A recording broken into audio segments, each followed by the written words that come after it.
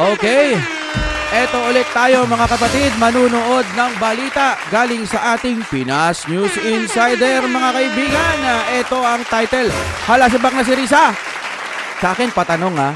Patanong. Bumaliktad si Kiko at Bam tumistigo sa Davao. Uy. Ganon ha. Leak video nilabas ni Subiri. Yan. Okay mga kapatid, para po sa inyong kalinawan, ito po ay reaction video lamang sa mga balitang lumalabas. Gaya po na panonoorin natin galing sa Pinas News Insider. Nasa description yan, isubscribe niyan dahil naghahatid po yan ng balita patungkol po sa ating Pilipinas kung mahal. At kung ready na kayo, simulan na po natin! Oh my God, we'll be back again. Come on, now let's get down to business. Fiber naman, kung gusto nyo naman ng mabilis na internet. Kung gusto nyo naman ng mura na at mabilis na internet, nandito na ang Fiber ni Juan. Yes. Maaasahan, kaya tawag na. Baka meron na sa inyong lugar ang Fiber ni Juan. Shoutout muna sa ating Sir Brents na poging-pogi. Magandang araw sa iyo, Sir Brents. Okay, eto na, simulan na ho natin. Ay, namatay. Namatay ba? Hindi naman. Okay, go! Ito ang balita ngayon, trending at pinag-uusapan ngayon sa mundo ng social media. Ang di umano'y Yes, balitang what? kahit anong pilit mong pagtakpa ng iyong sarili para lang sa mata ng taong bayan, ikaw ay malinis. Hindi mo talaga mapipigilan. Lalabas at lalabas ang buong katotohanan. Dating Senate President Juan Miguel Zubiri tila tahasang binasag na ang katahimikan at nagsalita na sa publiko. Di umano'y tinatagong baho at lihim ni Senator Risa Hontiveros. Hoy! Ganon? Oh, lilinawin natin. Sabi dito sa balitang ito, si Subiri ang magsasalita. Magpapatunay. Oh, tignan natin mga kapatid ano ang sasabihin ni Subiri. Alright? Nasagnas sa publiko. Ano kaya ito mga kababayan? Ating alamin. Pero bago ang lahat, kung bago ka pa lamang sa aming channel, please huwag kalimutang mag-like, subscribe at i-click ang notification bell para mas maging updated ka pa lalo sa lahat pa ng bagong video na i-upload namin. At ito na nga mga kababayan. Matapos lumantad at bumaliktad si alias Rene, ang di umano'y fake witness ni Senator Risa Hontiveros sa mundo ng social media, ay tila nakaramdam ng pagkaawa ang dating Senate President na si Juan Miguel Zubiri kay Risa Hontiveros dahil nga mag-isa na lamang raw ito sa kanyang mga binabalakan. Ha? Mag-isa na lang. Dati sabi ni Leni Robredo na ipagpapatuloy niya yung paglaban. Sabi ng ganun. Tapos ngayon, ito ayon sa napapanood natin, mag-isa na lang siyang lalaban? Hindi. Sa tingin ko, sasamahan niya nila Bam Aquino. Magkakasama sila eh. O, tingnan natin. Niya'y kampanya siya ng kampanya para sa kanyang mga kandidato. Tapos sabi niya, gagawa siya ng sarili niyang block, yung independent block. Ha? Gagawa siya ng sarili niyang block? Parang grupo, no? Ganun ba kalakas si, Oh? Gagawa siya ng sarili niya, tapos sasabihin dito sa balita, iniwan siya, mag-isa na lang siya? Ayon sa napapanood natin, tingnan natin yan. Ngayon, mag-isa na lang siya. Ito ang matinding buwelta at pahayag ni Juan Miguel Zubiri kay Senator Risa Hontiveros. Dagdag pa nito, ay welcome naman raw si Senator Risa Hontiveros na sumapi o sumanib sa kanilang alyado. Pero kilala ng taong bayan si Risa Hontiveros, maprinsipyo kuno. Masyadong mataas ang ihi na wala sa hulog.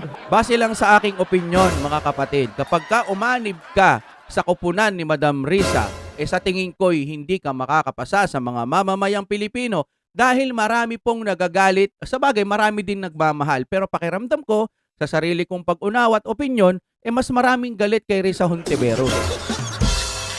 Galit din yan kay PBBM, yung pagkakaalam ko lang Galit din yan eh.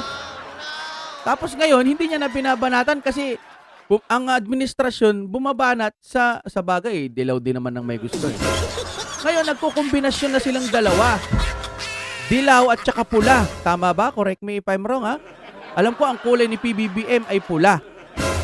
Nag-combine pa nga sila eh. Halos magsama-sama na lahat ng mga nakaupong ayaw sa Duterte para lang pabagsakin ang Duterte. Ganon ba kalakas ang Duterte? Kung bakit kailangan nyo pang magsama-sama para lang pabagsakin? Ang galing.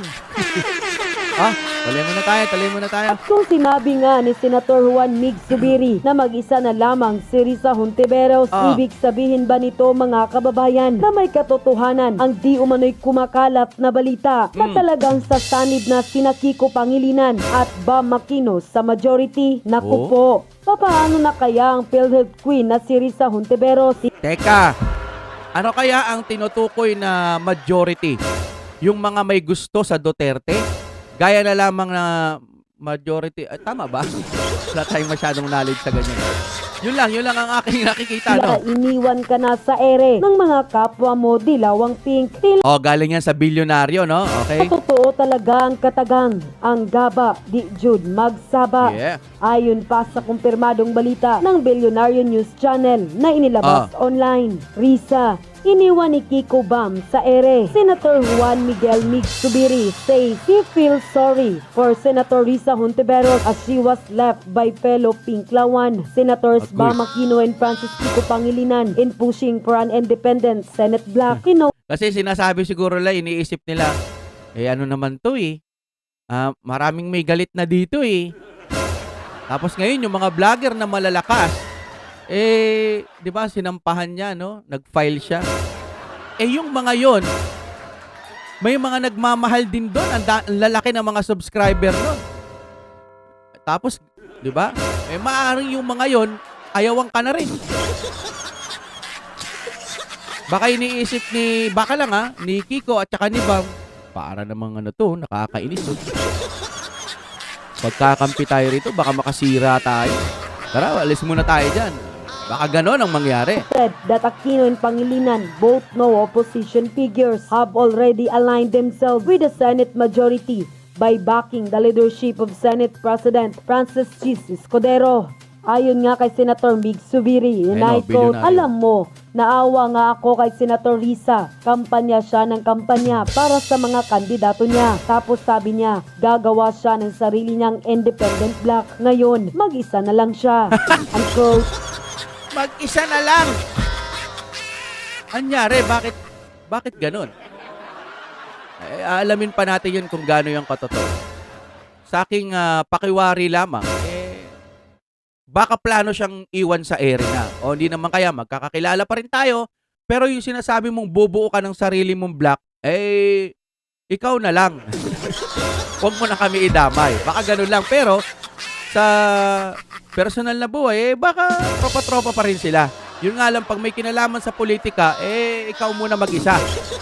Base lang yan sa opinion natin. Hindi naman nakapagpigil ang taong bayan na magkomento tungkol sa usaping ito. Oy. At ayon pa sa kanila, napakahagard ng mukha ni Senator Risa at malalim na ang mga mata. Hindi na siguro nakakatulog dahil kay alias Rene. Pinagtulungan talaga ang VP para ibagsak pero di sila nagtagumpay. Ngayon, lumalabas na ang katotohanan. Wala bang gagawin ng batas na nararapat kay Hontiveros? Baka puro investigasyon na lang din at walang mangyayari. Siyempre, sino ba naman ang may gustong madamay sa kahihiatnan niya kung sakaling totoo ang mga sinasabi ni alias Rene na witness niya kuno dati? Ito rin si alias Rene.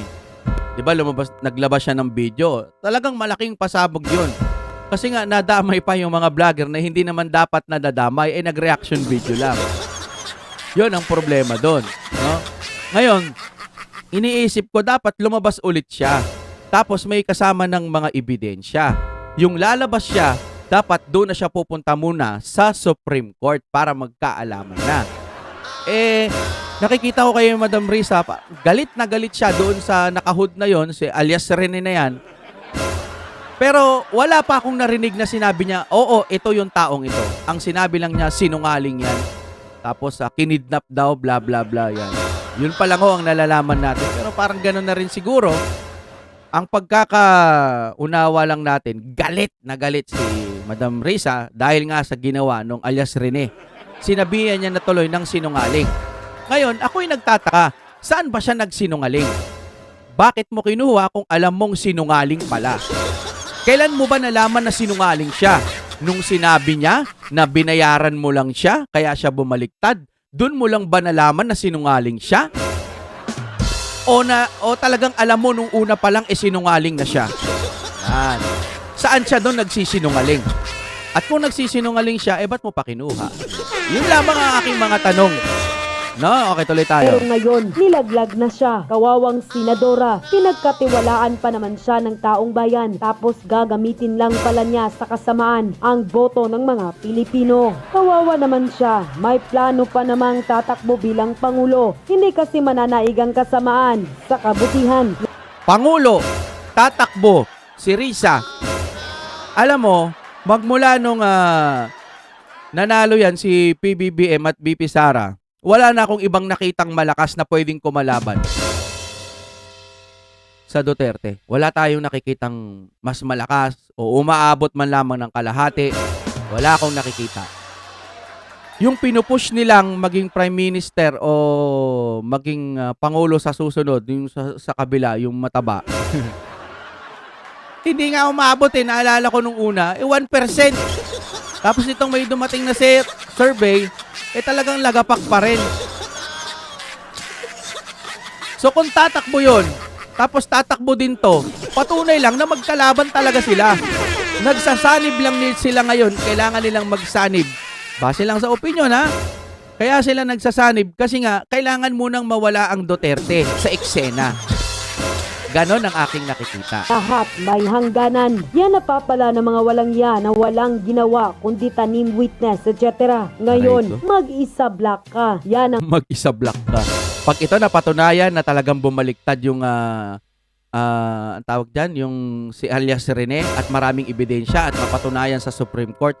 Alias Rene, dapat hindi ka lang ganyan ha? Kasi sa totoo lang, pag mali-mali rin yung mga pinagsasabi mo, yari ka rin sa batas. Nanggugulo ka lang. Pero kapag ka totoo yung mga sinasabi mo, kailangan nyo nang pumunta sa Supreme Court at gawa na ng aksyon kaysa malipasan na naman ng gutom. Mawala na naman sa eksena itong sinagsasabi mo. Kasi ang eksena ngayon, nandoon na po kay Madam Lisa. Tsaka doon sa namatay sa ibang bansa, yung kaka-coke. Diba? Yun na ngayon ang issue Baka matabunan na si Madam Risa na naman, mawala na naman. Yun na ngayon ang issue Kaya, dapat ilabas mo na kung anong dapat mong ilabas sa Supreme Court para the best. Diba? Kailangan mo ng mga taga-suporta. Ang daming mga mayayaman dyan ng mga makaduterte. Yan, susuporta yung mga yan. black mo kasi wala nang sasanib sa'yo, knowing yung mga pinaggagawa mo. End quote. Alam mo, naawa nga ako kay Senator Risa. Naawa talaga ako sa kanya. Ayun, sinabi niya pala talaga. AI ba to? May mga AI na rin Ayun sinabi niya naawa talaga siya. Alam mo, kampanya ng kampanya para sa kanya mga kandidato. Tapos sabi niya, gagawa siya ng sarili niyang bloke na independent block. Ang kausap ko pa lang talaga constantly, sina Sen Kiko at Bam. Paisa-isa lang yung mga nasa majority noon o mga bagong papasok o pabalik. And na yun, mag-isa na lang. So dalawa. Kung bubuo ka ng grupo, pwede na yun, 3 sila kung sakasakali, no? Kaya I heard na mag-isa na lang siya. I cannot confirm nor deny this. But Ngayon, mag-isa ka na lang. Next time, wala ka na. Di ba? Kawawang Risa Ontiveros. Kaya talagang desperado siyang i-build up ang kanyang pangalan. Di ba? Desperado siyang gumawa ng mga kung ano-anong ingay para maging bida-bida siya. Di ba? Para maging sikat siya, pag-uusapan siya. Na which is yung mga kaalyado niya. Paunti ng paunti. 3 na lang pala sila Hindi. Kaso, hindi naman kasi senador, hindi naman nanalo si Pinsan. Si Castro. Hindi yung tagapagsalita sa Malacanang, yung isang pinsan. Di ba? Hindi naman naging senador yun. So talagang wala, 3 na lang sila. Hindi, mali mo makakuha pa to sa sa mga congressman. Magiging black talaga sila. Kawawa ka naman, Risa. Parang si Bam Aquino at Kiko Pangilinan parang ayaw pang sumanib sa'yo. Biruin mo, kinampanya mo, tapos ayaw na palang sumanib sa'yo. Malapit ka na, Risa. Ngayon, nag-iisa ka na lang. Oy. Wala na yan. Sa next, wala ka na. Goodbye! Kaya pala nung nag-file siya, wala siyang ibang kasama, attorney lang. Wala man lang ibang mabibigot. Kunwari si Bam Aquino, si Kiko Pangilinan, mga ganyan, no? Na sinusuportahan nila yung ginagawa ni Madam Risa. Dapat may ganun. Kaso wala ho tayong nakita. O baka naman talagang hindi pwede dahil busy yung dalawa. Ganun yan, ano? Sa karir mo. Tapos tatakbo ka bang presidente? Sa ibang balita naman, handa umano ang dating testigo ng Senado na si Michael Maurilio alias Rene na magpakita ng ebidensya Patay na ka, si Risa. Senator Risa Ontiveros ang nasa likod ng pag-atake kay Kingdom of Patay Jesus ka, Risa. Christ founder Back to Pastor you. Apollo Kibuloy. Aroy. Paano ba yan? Handang magpakita ng ebidensya. Ako lang, halimbawa, ako si Risa Hontiveros at gumawa ako ng kapalpakan. Halimbawa lang ito, hindi ito totoo. Halimbawa, gumawa ako ng kapalpakan na talagang binayaran ko siya. Tapos may mga ebidensya pala siya. Ngayon, kakati ang utak ko. Ako si Risa eh. Kakati utak ko. Ano bang hawak nung taong yun? Anong klaseng ebidensya hindi ka halos makakatulog? Kailangan mo uminom kasi mayaman ka naman. Inom ka ng sleeping pills. Sabagay, kahit di ka mayaman, pwede ka naman bumili nyo sa Mercury Drug. Sleeping pills para makatulog ng maayos. Kasi kung hindi ka iinom ng mga pangpatulog para ma-relax ka, nanamnamin mo talaga to. Ano kaya ang ebidensya nun? Pero kung ikaw ay walang ginagawang masama at alam mo talaga na yung taong yan nagsisinungaling, wala kang dapat ikabahala. Ganun lang naman, di ba? Kita mo si BP Sara. Wala siyang dapat ikabahala. Banat sila ng banat. Peaceful daw yung utak niya. Bloodbath pa nga daw eh. Pag nagkaroon ng tawag dyan, hearing. Pero, hindi na nila maaabot ata yung hearing na yan. Kasi, dun pa lang sa lupa, bagsak na sila. Paano pa kaya sa himpapawin? Pag nagkasabayan na, no? Yun lamang, mga kapatid. Okay, wala na tayong oras. Siguro hanggang dito na lamang. Good luck kay Madam Risa kung hanggang saan niya mararating yung paglaban niya kay Nakahood. No? Malalaman naman natin yun sila Sir Banat Bay. Lalaban din yan kasi nga alam nila wala silang ginagawang masama at freedom expression. Freedom of speech ba yun? O, basta yun na yun. Ganun naman din si Madam Risa eh. Sinasabi niya, may freedom of expression. Tapos yun din ang gagamitin niya. Alright, hanggang dito na lamang. Thank you very much, mga kapatid. Ano yung intro ko? Kung gusto nyo naman ng mura na at mabilis na internet, pala. nandito na ang Fiber ni Juan. Maaasahan, kaya tawag na. Baka meron na sa inyong lugar ang Fiber ni Juan. Oh my God, we're back again.